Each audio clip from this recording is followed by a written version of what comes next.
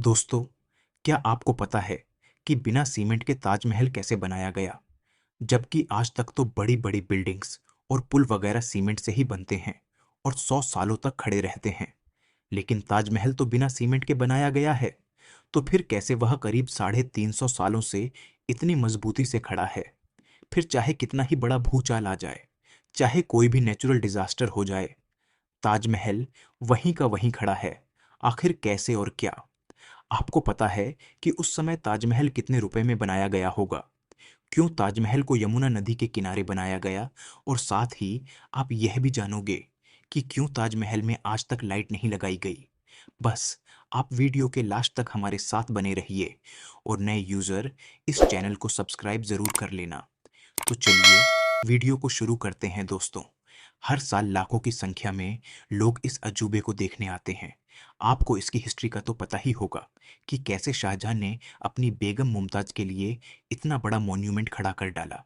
उन्होंने अपने पियर को मुमताज की मौत के बाद एक्सप्रेस किया था। लेकिन दोस्तों, यह बिना सीमेंट के आखिर इतना बड़ा मॉन्यूमेंट खड़ा कैसे हो गया?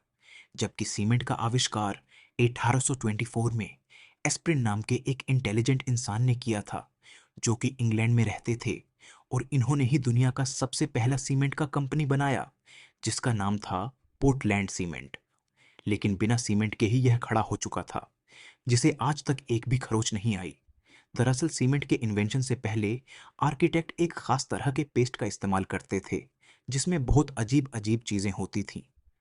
और अगर ताजमहल के कंस्ट्रक्शन की बात करें, तो इसमें बहुत सारे सेमी प्रेशियस स्टोन्स, जैसे कि अकीक येमेनाइट फिरोजा, लाजवाड़ मूंगा, सुलेमानी लहसनिया तांबरा, यह सब पत्थर यूज होते थे, जो कि बहुत ही रेयर स्टोन थे। और यह उस समय रसिया, राजस्थान, उज्बेकिस्तान, ईरान, इजराइल, इन सब तरह के दुनिया भर के अलग अलग देशों से मंगाए गए थे। इसमें कुछ अल्ट्रा रेयर स्टोन भी यूज हुए थे, जैसे कि थिलाई पास, इजहार अजूबा नखोड़, जो कि इतने रेयर है कि पता नहीं शाहजहां ने इन्हें कैसे अरेंज किया होगा। लेकिन जो भी उन्होंने किया, वह तो एक काबिलिए तारीफ है। और तो और, जो सीक्रेट पेस्ट ताजमहल को बनाने में इस्तेमाल होता था, उसमें गुड़पता सा, बेलगिरी का पानी जैसी और भी बहुत सारी चीजों को डालकर पेस्ट बनाया जाता था। और यह पेस्ट सीमेंट जितना ही स्ट्रांग होता था दोस्तों, जहां बुर्ज खलीफा की नींव बड़े बड़े स्टील के पाइप से रखी गई, वहीं ताजमहल की नींव लकड़ियों से रखी गई थी। अब आप यह तो नहीं सोच रहे थे कि भला लकड़ी की नींव 370 साल से कैसे चल रही है? दरअसल इसमें सबसे बड़ा रोल यमुना नदी का है। यमुना सिर्फ ताजमहल को अच्छा व्यू ही नहीं देती, बल्कि अगर यमुना नदी ना रहे तो ताज गिर भी सकता है।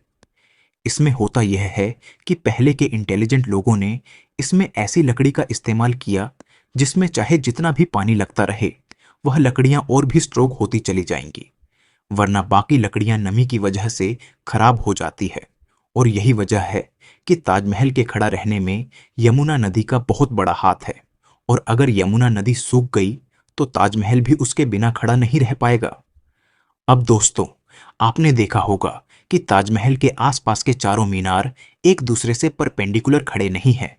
मतलब यह कि वह स्ट्रेट नहीं खड़े हैं। और ऐसा भी जानबूझकर किया गया था। दरअसल ऐसा इसलिए किया गया कि अगर कभी जोर का भूकंप आता भी है, तो वह चारों मीनार ताजमहल से दूर गिर जाए और इस तरह भूकंप के झटके ताजमहल तक पहुंचने से पहले इन मीनारों में ही ऑब्जर्व हो जाए। और इस तरह इस पर भूकंप का भी कोई ऐसा नहीं होगा और वह सुरक्षित बच जाएगी। अब दोस्तों, बात करते हैं कि ताजमहल को आखिर उस समय बनाने में कितना खर्चा आया होगा। कि आप जानते हैं कि उस समय 1 रुपए की कीमत भी बहुत ज्यादा होती थी। और अगर इन्फ्लेशन के हिसाब से देखें, तो आज ताजमहल की कॉस्ट आती है अप्रॉक्स 1 से लेकर 2 बिलियन डॉलर्स, यानी करीब 8,000 करोड़ से लेकर 10,000 करोड़ तक इस मॉन्यूमेंट को बनाने में खर्चा हुआ है। अब दोस्तों, ताजमहल में लाइट क्यों नहीं लगाई गई? कि आप जानते हैं, दरअसल ताजमहल का सफेद रंग लाइट को सबसे ज्यादा रिफ्लेक्ट करता है।